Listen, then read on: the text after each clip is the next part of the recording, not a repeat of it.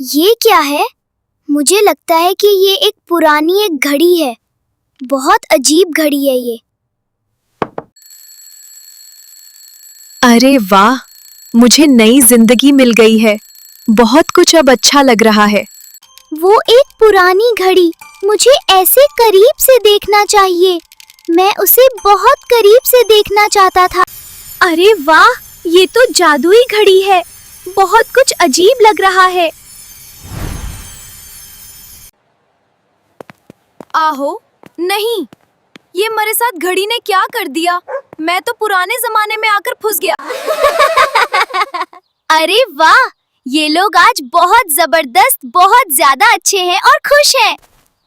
नहीं, फिर से नहीं, नहीं, मुझे और कोई भी जगह पर ना ले जाएगा।